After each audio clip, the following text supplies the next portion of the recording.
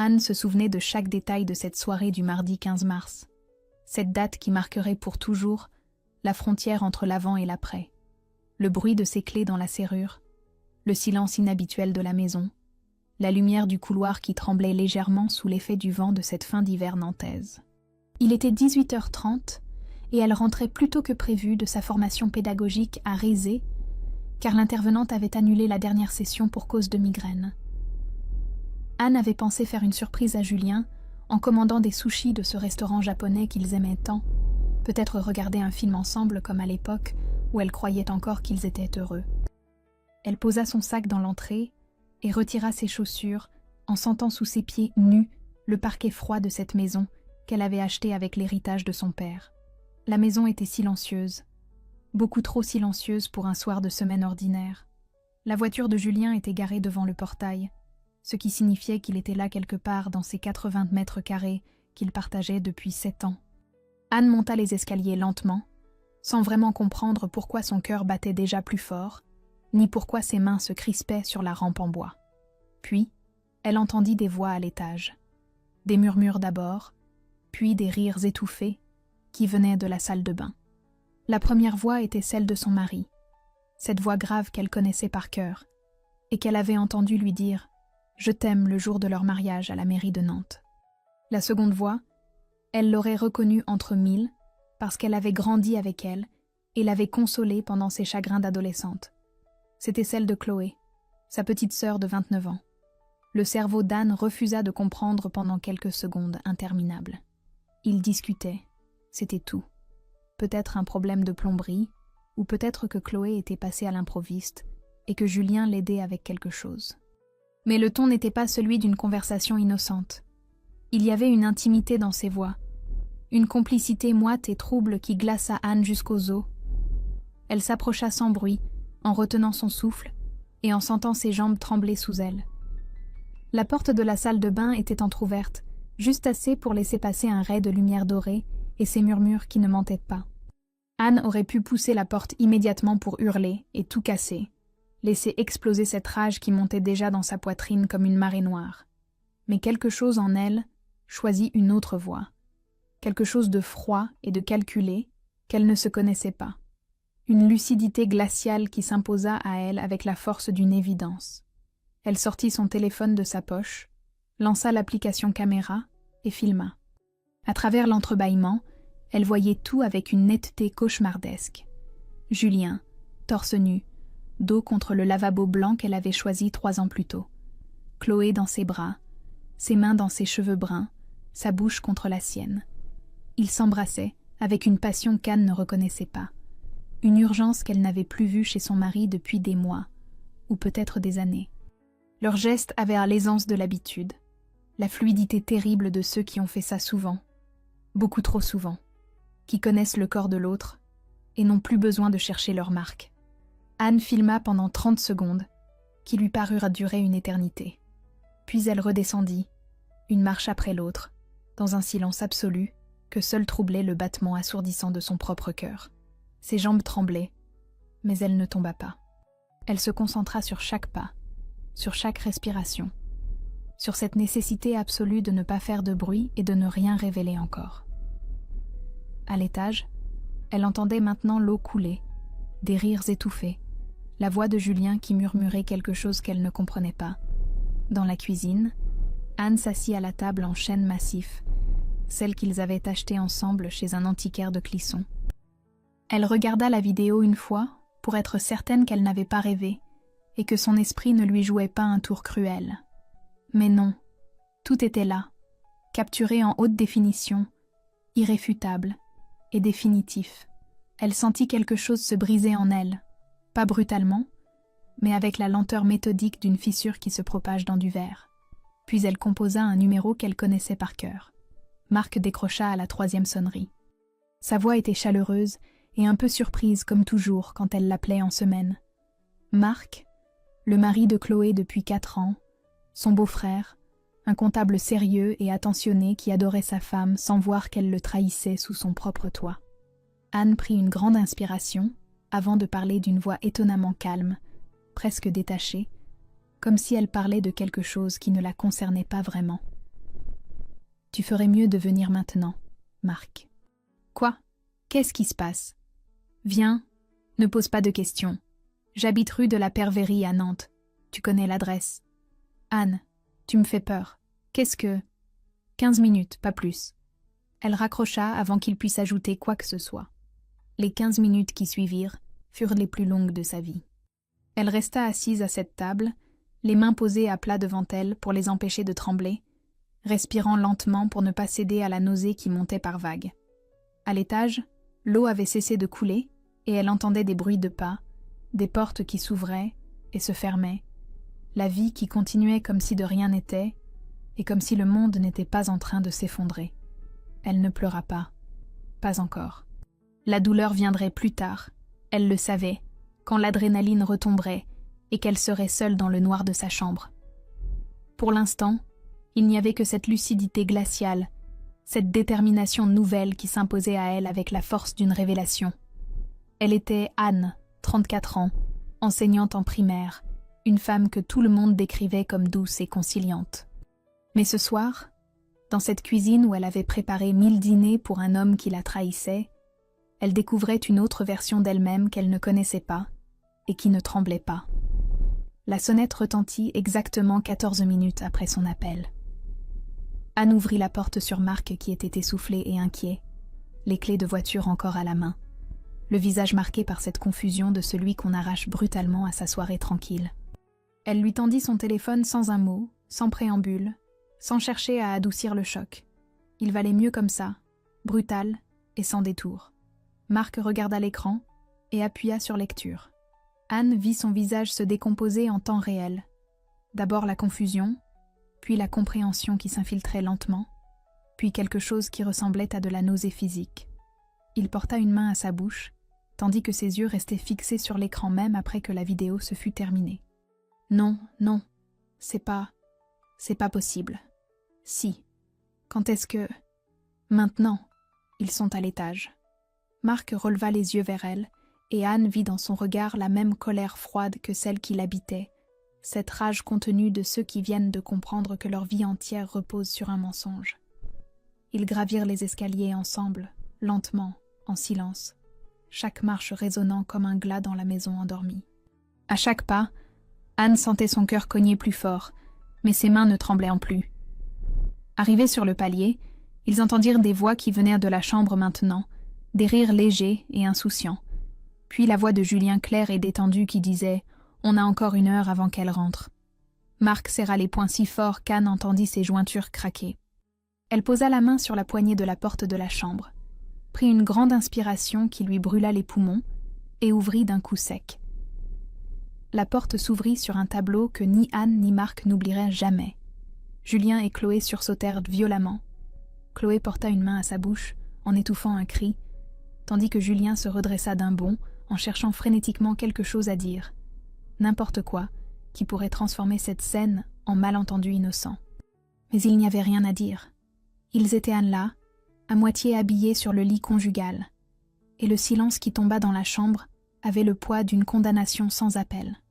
Marc fut le premier à exploser. Il se précipita vers Julien en hurlant des choses incohérentes, la rage déformant son visage habituellement calme. Anne dut le retenir par le bras pour l'empêcher de frapper. Chloé se leva précipitamment en remettant son chemisier d'une main tremblante, les larmes déjà aux yeux. Cette stratégie qu'elle utilisait depuis l'enfance pour échapper aux conséquences de ses actes. Elle s'approcha d'Anne en tendant les mains dans un geste de supplication pathétique. « Anne, je t'en supplie, écoute-moi, c'est la première fois. On était ivres, ça ne voulait rien dire. » Anne la regarda sans un mot. Son silence était plus terrifiant que n'importe quelle colère. Chloé tenta de la prendre dans ses bras, mais Anne la repoussa avec une force qu'elle ne se connaissait pas. Le geste fut si brusque que Chloé trébucha en arrière et heurta la commode. Julien essaya une autre tactique en pointant un doigt accusateur vers Anne. Sa voix tremblait, mais il tentait de paraître indigné, de retourner la situation comme s'il était la vraie victime de cette histoire. « Tu n'es jamais là, Anne. Tu ne me regardes plus depuis des mois. Tu passes tes soirées à corriger des copies au lieu de t'occuper de ton mari. Qu'est-ce que tu croyais ?» Anne sortit calmement son téléphone de sa poche et le posa sur la commode. L'écran affichait une capture d'écran d'un relevé bancaire. Julien pâlit instantanément. Hôtel Le Negresco à Bordeaux, 3 nuits en février. Restaurant, La Belle Étoile. 250 € le 14 janvier. Spa des Thermes à la Baule. Forfait couple le 28 décembre. Tu veux que je continue ? Chloé écarquilla les yeux en réalisant qu'Anne savait tout depuis un moment déjà. Julien ouvrit la bouche, mais aucun son n'en sortit. Anne continua d'une voix glaciale qui ne tremblait absolument pas. J'ai aussi retrouvé les messages supprimés sur l'ordinateur familial. Ça dure depuis 8 mois. Votre petit voyage professionnel à Bordeaux le mois dernier ? Vous étiez ensemble. Les week-ends chez ta mère, Julien ? Tu étais avec elle ? Marc s'effondra sur le bord du lit, la tête entre les mains. Chloé sanglotait maintenant bruyamment, en répétant qu'elle était désolée, qu'elle ne savait pas ce qui lui avait pris, qu'elle aimait Marc. Julien tentait encore de minimiser en parlant d'erreurs, de moments d'égarement, de crises conjugales qui les avaient rapprochés, lui et Chloé. Anne les écouta pendant 2 minutes sans les interrompre. Puis elle annonça calmement, presque sereinement, la seule chose qui comptait vraiment. Vous avez 48 heures pour quitter cette maison. Les deux. Je ne veux plus vous voir ici. Julien protesta en disant que c'était aussi sa maison, qu'elle n'avait pas le droit. Anne sourit pour la première fois depuis qu'elle était rentrée. Un sourire froid et déterminé, qui lui donna l'air d'une étrangère. 80% de l'apport viennent de l'héritage de mon père. Le crédit est à mon nom. Cette maison est à moi et mon avocate le confirmera demain matin.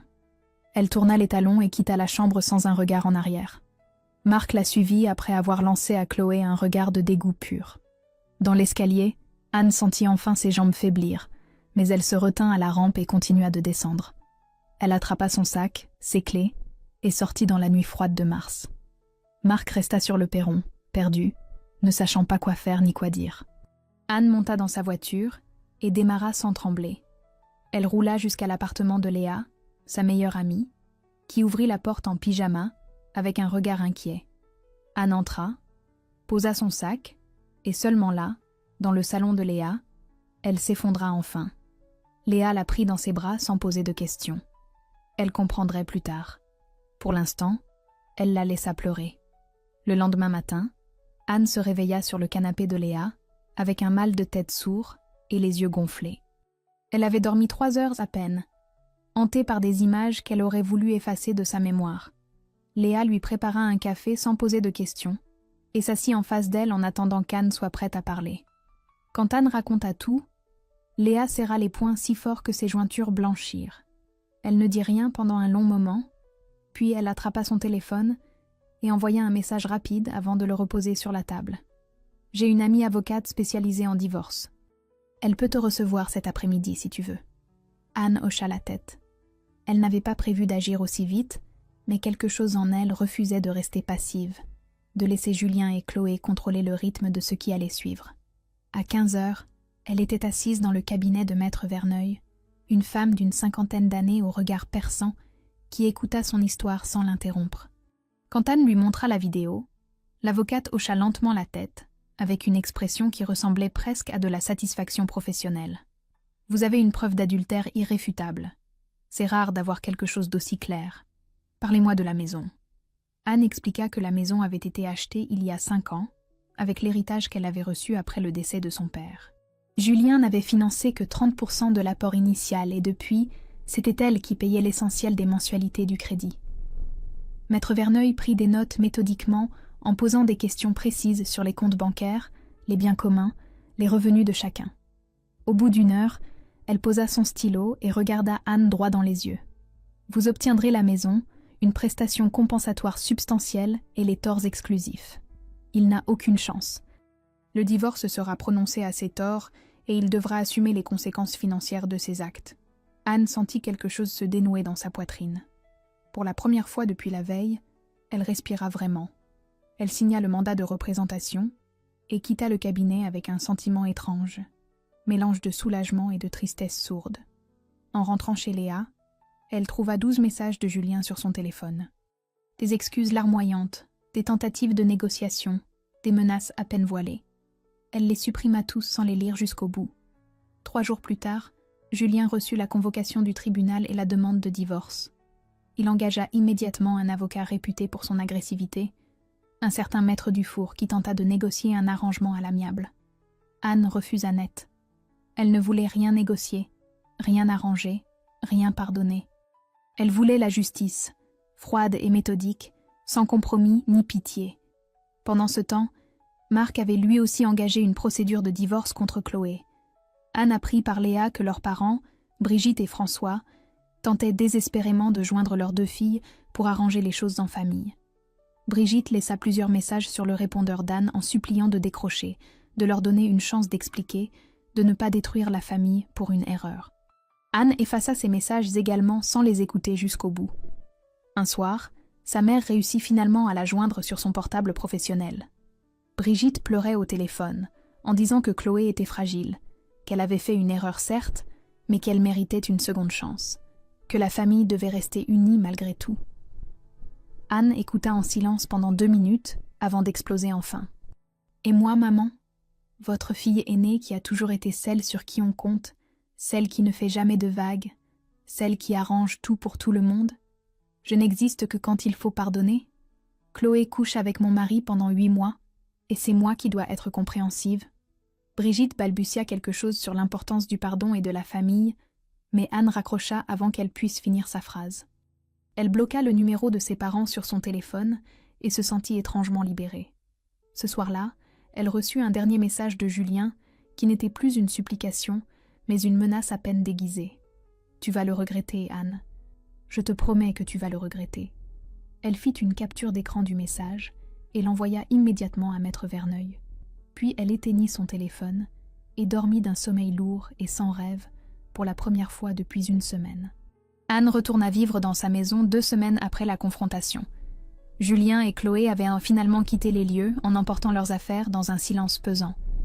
Elle retrouva la maison vide et froide, avec ses espaces où manquaient des objets qu'elle ne remarquait pas avant. Le fauteuil du salon que Julien avait acheté, la lampe de chevet qu'il aimait tant, des petits vides qui lui rappelaient constamment ce qu'elle avait perdu, ou plutôt ce qu'on lui avait volé. Les premiers soirs furent terribles. Anne se réveillait en pleine nuit dans un silence absolu, cherchant machinalement la présence de Julien à côté d'elle, avant de se souvenir brutalement de tout. Elle dormait mal, mangeait peu, perdait du poids sans même s'en rendre compte. Ses collègues de l'école primaire remarquèrent son teint pâle et ses cernes, mais elle maintenait une façade professionnelle impeccable devant ses élèves. Avec eux, elle restait souriante et attentive, comme si rien ne s'était passé. C'était seulement en rentrant le soir qu'elle s'effondrait. Léa et Inès, son autre amie proche, l'entouraient du mieux qu'elles pouvaient. Elle venait dîner chez elle plusieurs fois par semaine, l'obligeaient à sortir le week-end, à voir du monde, à ne pas s'enfermer dans sa douleur. Mais Anne se sentait profondément seule malgré leur présence. Elle avait l'impression d'être coupée du monde, prisonnière d'une bulle invisible qui la séparait des autres. Les gens riaient autour d'elle, et elle ne comprenait plus comment on pouvait rire. Un jour, Inès lui apprit presque par inadvertance que Julien et Chloé vivaient désormais ensemble dans un appartement à Saint-Sébastien-sur-Loire, à quelques kilomètres à peine de chez elle. Cette information frappa Anne comme un coup de poing dans le ventre. Ils avaient continué leur vie ensemble, sans honte apparente, sans le moindre remords. Le scandale circulait dans toute la famille élargie. Certains cousins prenaient un parti pour Chloé en murmurant qu'elle était malheureuse avec Marc depuis longtemps, que l'amour ne se commandait pas, que ces choses arrivent. Anne apprit ces commentaires par bribes, et chacun d'eux la blessait un peu plus profondément. Sur les conseils de Léa, elle commença à consulter une psychologue, le docteur Moreau, une femme discrète qui l'aida à verbaliser sa colère sans la juger. Pendant les séances, Anne parlait de cette trahison double, de cette sœur qu'elle avait protégée toute sa vie et qui l'avait poignardée dans le dos, de ce mari qu'elle avait aimé et qui avait sali 7 années de vie commune. Le docteur Moreau l'écoutait en prenant des notes et lui posait des questions qui la forçaient à regarder en face ce qu'elle ressentait vraiment. La rage, la honte, le dégoût, mais aussi, étrangement, un début de soulagement. Un soir de mai, Anne croisa Marc par hasard dans un café du centre-ville. Ils se regardèrent en quelques secondes sans savoir s'ils devaient s'éviter ou se parler. Finalement, Marc s'approcha et lui proposa de s'asseoir ensemble. Ils commandèrent 2 cafés et restèrent silencieux un long moment avant que Marc ne murmure d'une voix rauque qu'il n'arrivait pas à dormir, qu'il revoyait sans cesse les images de cette soirée, qu'il avait envie de les détruire autant qu'elle. Anne le regarda vraiment pour la première fois depuis des semaines. Il avait maigri lui aussi, ses yeux étaient cernés, et son visage portait les marques d'une souffrance qu'elle reconnaissait trop bien. Ils étaient les deux victimes de la même trahison, liées par ce désastre commun. Marc se pencha vers elle et dit tout bas, presque honteusement, qu'il voulait leur faire payer ce qu'ils avaient fait, qu'il y pensait jour et nuit, que ça le rongeait de l'intérieur. Anne hésita. Puis, elle posa sa tasse sur la table et dit lentement, en pesant chaque mot, que si c'était vraiment ce qu'il voulait, alors il devait le faire intelligemment, méthodiquement, sans céder à la colère aveugle. Marc hocha la tête, et pour la première fois depuis un mois, Anne sentit quelque chose s'allumer en elle. Pas de la joie, pas du bonheur, mais une détermination froide et précise qui ressemblait presque à de l'espoir. « Alors faisons-le intelligemment », dit-elle simplement. Anne et Marc se revirent 3 jours plus tard dans un petit restaurant discret du quartier Bouffé. Ils s'installèrent à une table au fond de la salle, loin des oreilles indiscrètes, et commencèrent à partager ce qu'ils avaient découvert chacun de leur côté. Marc ouvrit son ordinateur portable et montra à Anne une série de documents bancaires qu'il avait imprimés. Son visage était grave mais déterminé. « Julien a contracté un crédit à la consommation de 25 000 € durant les 6 derniers mois de votre mariage. Tu étais au courant ?» Anne secoua la tête lentement. Elle n'avait rien vu, rien su, rien soupçonné. Marc fit défiler les relevés en pointant du doigt les dates et les montants. L'argent avait été utilisé pour financer leurs escapades, les hôtels de luxe, les restaurants gastronomiques, les week-ends à Bordeaux et à La Baule. Tout ce qu'Anne avait découvert sur les relevés bancaires qu'elle avait montrés lors de la confrontation. Sauf que cette fois, c'était bien pire. Julien avait contracté cette dette à l'insu d'Anne, en utilisant probablement de faux documents ou en falsifiant sa signature. Anne sentit la colère monter en elle comme une vague brûlante. Elle appela immédiatement Maître Verneuil depuis le restaurant et lui expliqua la situation. L'avocate eut un petit rire satisfait au bout du fil, avant de répondre que c'était exactement le genre de choses qu'elle espérait trouver. Une dette personnelle contractée en fraude des droits du conjoint pendant la procédure de divorce. Julien devrait l'assumer seul, intégralement, sans aucune possibilité de la faire peser sur Anne. C'était une bombe juridique qui allait exploser en plein tribunal.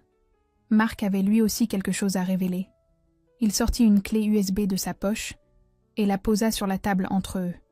Anne le regarda sans comprendre.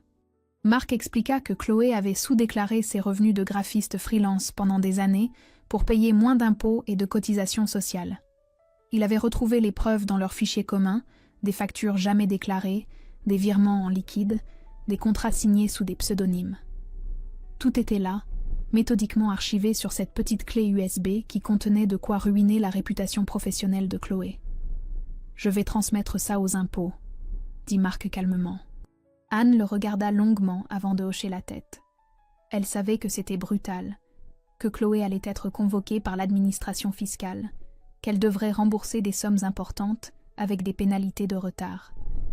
Mais quelque chose en elle refusait de ressentir la moindre pitié. Chloé avait triché avec son mari, elle avait aussi triché avec l'État. Elle devrait payer pour les deux. Pendant les semaines qui suivirent, la situation financière de Julien se dégrada rapidement. Anne apprit par une ancienne collègue de Julien que son entreprise envisageait de le licencier pour faute professionnelle. Il avait accumulé les absences injustifiées durant les mois de sa liaison avec Chloé. Ses performances commerciales s'étaient effondrées et plusieurs clients s'étaient plaints de son manque de professionnalisme. Le directeur régional avait lancé une procédure disciplinaire et Julien risquait de se retrouver sans emploi d'ici quelques semaines. Anne transmit cette information à Maître Verneuil, qui la nota soigneusement dans son dossier. Chaque élément comptait pour évaluer la capacité de Julien à verser une prestation compensatoire. Si Anne arrivait à prouver qu'il avait sabordé sa propre carrière par négligence pendant qu'il menait sa double vie, le juge en tiendrait compte. Un soir, Anne reçut un message de Chloé sur son téléphone. C'était le premier contact direct depuis la confrontation. Le message était long, confus, rempli de fautes d'orthographe qui trahissaient la panique de sa sœur. Chloé écrivait qu'elle était désolée, qu'elle ne savait pas ce qu'elle faisait, qu'elle avait reçu un courrier des impôts et qu'elle ne comprenait pas ce qui se passait, qu'elle avait besoin d'aide, qu'elle ne savait plus vers qui se tourner. Anne lut le message jusqu'au bout sans éprouver la moindre émotion. Puis elle le supprima et bloqua le numéro de Chloé. Elle n'avait plus rien à dire à sa sœur, plus rien à lui donner, plus rien à partager. Cette partie de sa vie était terminée. 3 semaines plus tard, Maître Verneuil appela Anne pour lui annoncer que la date du jugement de divorce avait été fixée. Ce serait dans 1 mois exactement, le jeudi 23 juin, à 14 h, au tribunal de grande instance de Nantes. Anne nota la date sur son calendrier avec un sentiment étrange, mélange d'appréhension et de soulagement. Bientôt, ce serait vraiment fini. Le jeudi 23 juin, Anne se réveilla à 6 h du matin dans un silence absolu. Elle avait dormi par à-coups, hantée par l'angoisse de ce qui l'attendait. Léa passa la chercher à 13 h, et elles roulèrent jusqu'au tribunal de grande instance de Nantes, sans échanger un mot. Anne portait un tailleur sobre de couleur marine, des chaussures plates, aucun bijou. Elle voulait paraître digne, sobre, respectable. Pas une victime effondrée, mais une femme debout qui réclamait justice. Dans le couloir du tribunal, elle croisa brièvement le regard de Julien qui attendait de l'autre côté avec son avocat, Maître Dufour. Julien avait maigri lui aussi. Son costume pendait légèrement sur ses épaules, et son visage portait les traces d'une fatigue profonde. Il détourna les yeux le premier. Anne sentit quelque chose se dénouer en elle. Elle n'avait plus peur de lui. Elle n'avait plus peur de rien. L'audience commença à 14 h précises. La juge, une femme d'une 50aine d'années au regard perçant, présida la séance avec une autorité tranquille qui imposait le respect. Maître Dufour plaida en premier pour Julien, en tentant de minimiser l'adultère, en parlant de crise conjugale, de difficultés relationnelles, de torts partagés. Il demanda une liquidation équitable du régime matrimonial et une petite prestation compensatoire pour Julien, qui se retrouvait sans domicile stable. Anne dut se retenir pour ne pas éclater de rire à cette dernière phrase. Puis, ce fut au tour de Maître Verneuil. Elle déposa méthodiquement les preuves devant la juge. La vidéo que Anne avait filmée le soir de la découverte. Les relevés bancaires montrant les dépenses excessives dans les hôtels et restaurants. Les messages récupérés sur l'ordinateur familial prouvant que la liaison durait depuis 8 mois.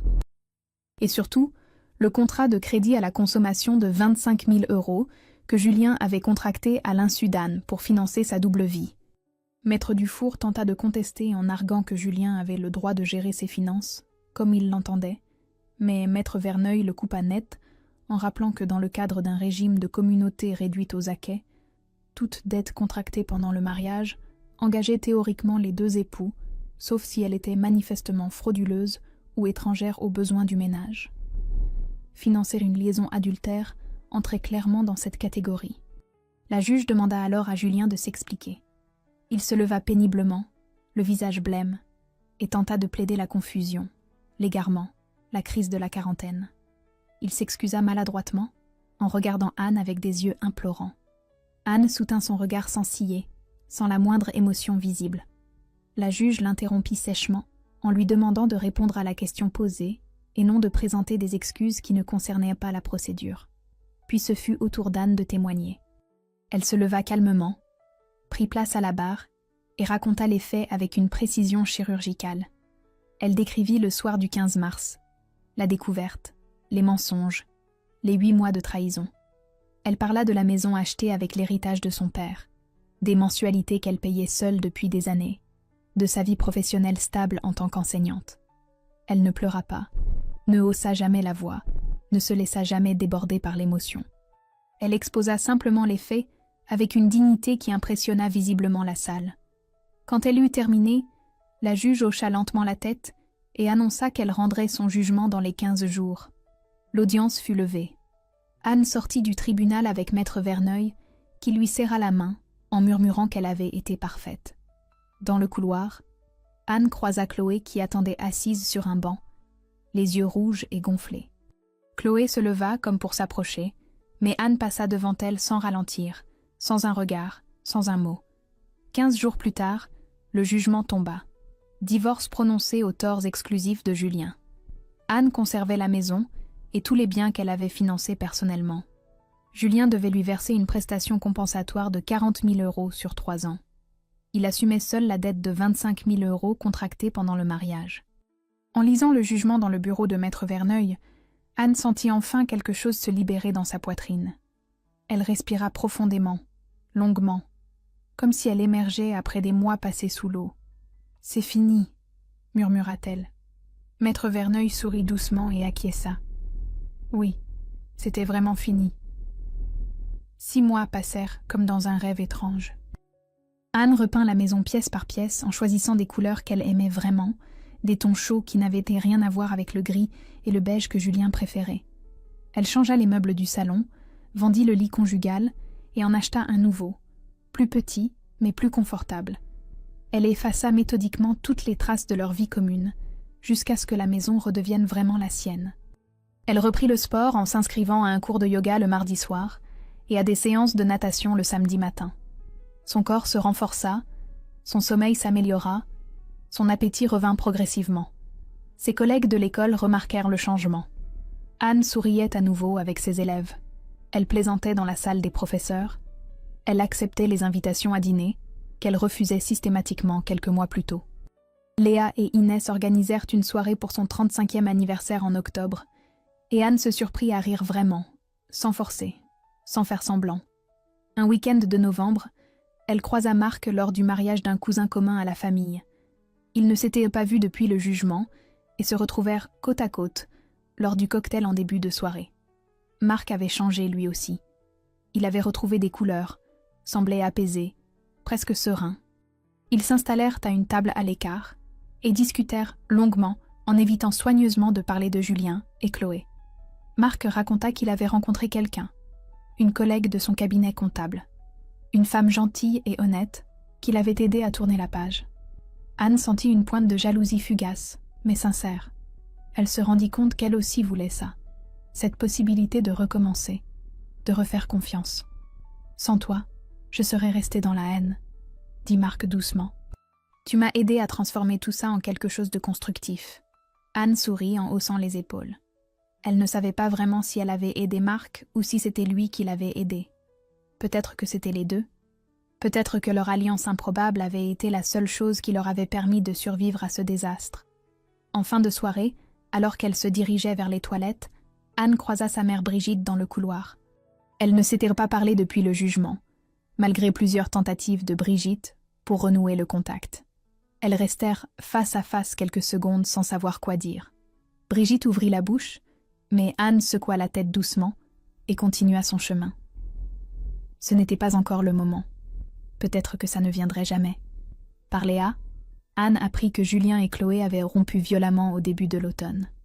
Julien vivait désormais chez sa mère dans un petit appartement de Rezé, au chômage depuis son licenciement pour faute professionnelle. Chloé était revenue vivre chez leurs parents après avoir régularisé sa situation fiscale au prix de lourdes pénalités financières. Anne écouta ces nouvelles sans ressentir ni joie ni tristesse. Juste une indifférence profonde qui la surprit elle-même. Ils n'existaient plus pour elle. Ils étaient devenus des fantômes transparents qui traversaient parfois son champ de vision sans jamais vraiment l'atteindre. Un jour de décembre, Alexandre, un collègue professeur de français qui enseignait dans la classe voisine, lui proposa de dîner avec lui un soir après le travail. Anne hésita longuement avant d'accepter. Alexandre avait 38 ans, un sourire facile et cette douceur tranquille des hommes qui ont vécu assez longtemps pour savoir que la vie peut être fragile. Ils dînèrent dans une petite crêperie du quartier Bouffay, et la conversation coula naturellement, sans effort, sans malaise. Alexandre ne posa pas de questions indiscrètes, ne chercha pas à forcer quoi que ce soit. Il parla de ses élèves, de ses voyages en Bretagne l'été dernier, de sa passion pour la littérature du XIXe siècle. En rentrant chez elle ce soir-là, Anne se surprit à sourire toute seule dans sa voiture. Elle n'était pas amoureuse, pas encore, peut-être jamais d'ailleurs. Mais elle avait passé une belle soirée avec quelqu'un de bien, et c'était déjà énorme. C'était déjà un début. Le lendemain, elle reçut un message de sa mère sur son téléphone. Brigitte demandait si elle pouvait se voir pour parler vraiment, sans témoin, sans pression familiale. Anne regarda le message pendant longtemps avant de répondre simplement « D'accord ». Anne accepta de voir sa mère une semaine plus tard dans un café neutre du centre-ville, loin des lieux qu'elle fréquentait habituellement. Brigitte arriva avec 10 minutes d'avance, visiblement nerveuse, les mains crispées sur son sac à main. Elle avait vieilli depuis leur dernière vraie conversation. Des rides nouvelles marquaient son visage, et ses cheveux gris avaient envahi ses tempes. Anne s'assit en face d'elle sans l'embrasser et commanda un thé sans un mot. Brigitte commença à parler, les larmes aux yeux, en s'excusant maladroitement pour tout ce qui s'était passé. Elle expliqua qu'elle avait mal géré la situation, qu'elle avait cru bien faire en voulant préserver la famille, qu'elle ne savait pas comment réagir face à un tel désastre. Elle dit qu'elle aimait ses 2 filles de la même manière et qu'elle avait voulu protéger Chloé parce qu'elle la trouvait plus fragile, plus vulnérable. Anne écouta sans l'interrompre, laissant sa mère vider son sac avec cette logorée coupable des gens qui cherchent à se faire pardonner sans vraiment comprendre ce qu'ils ont fait. Quand Brigitte eut terminé, Anne posa calmement sa tasse sur la table et la regarda droit dans les yeux. « Maman, tu as choisi de protéger celle qui m'a trahie, pas celle qui a été trahie. Tu as appelé pour supplier de pardonner à Chloé. Tu n'as jamais appelé pour me demander comment j'allais, si je tenais le coup, si j'avais besoin de toi. Je ne sais pas si je peux te pardonner ça. » Brigitte baissa les yeux en s'essuyant le visage avec un mouchoir froissé. Elle murmura qu'elle comprenait, qu'elle avait eu tort, qu'elle voulait réparer. Puis elle ajouta doucement, presque timidement, que Chloé aimerait la voir, qu'elle souffrait énormément de cette rupture avec sa grande sœur, qu'elle avait écrit plusieurs lettres qu'elle n'osait pas envoyer. Anne sentit la colère monter en elle, comme une vague brûlante. Elle a détruit mon mariage, ma confiance, ma famille. Elle a couché avec mon mari pendant 8 mois en me regardant dans les yeux à chaque repas de famille. Je ne lui dois rien, maman. Absolument rien. Brigitte insista encore en disant que Chloé avait fait une erreur terrible, mais qu'elle payait maintenant, qu'elle avait tout perdu, son mari, sa stabilité financière, sa réputation. Anne l'interrompit sèchement. « Et moi, j'ai tout perdu aussi. Mais moi, je n'ai rien fait pour le mériter. » Elles restèrent silencieuses un long moment. Brigitte finit par hocher la tête tristement, en comprenant qu'Anne ne céderait pas. Elles se quittèrent sur le trottoir, sans vraiment se réconcilier, mais sans non plus rompre définitivement. Anne promit de réfléchir à reprendre contact progressivement, mais elle refusa catégoriquement de voir Chloé. De retour chez elle, Anne trouva dans sa boîte aux lettres une longue lettre manuscrite de Chloé. L'enveloppe portait l'écriture ronde et enfantine de sa sœur. Anne hésita longuement avant de l'ouvrir. Elle lut la lettre jusqu'au bout, assise dans sa cuisine, sans bouger. Chloé s'excusait longuement, expliquait qu'elle était tombée amoureuse sans le vouloir, qu'elle avait essayé de résister mais que c'était plus fort qu'elle regrettait profondément de lui avoir fait du mal. Elle demandait pardon, suppliait Anne de lui donner une chance de s'expliquer vraiment, promettait de tout faire pour reconstruire leur lien. Anne replia la lettre lentement et la rangea dans un tiroir de son bureau sans y répondre. Elle ne ressentait aucune envie de pardonner, aucune compassion, aucun élan vers cette sœur qui avait tout détruit. Peut-être qu'un jour, dans des années, elle pourrait envisager une conversation. Mais pas maintenant. Pas encore. Peut-être jamais. Les semaines qui suivirent, Anne revit Alexandre plusieurs fois. Ils allèrent au cinéma, dînèrent dans différents restaurants, se promenèrent le long de l'Erdre par un dimanche ensoleillé de janvier. Alexandre ne chercha jamais à précipiter les choses. Il respectait son rythme, ses silences, ses hésitations. Un soir, alors qu'il marchait dans les rues du quartier Grasselin, après un concert de musique classique, Alexandre lui prit doucement la main.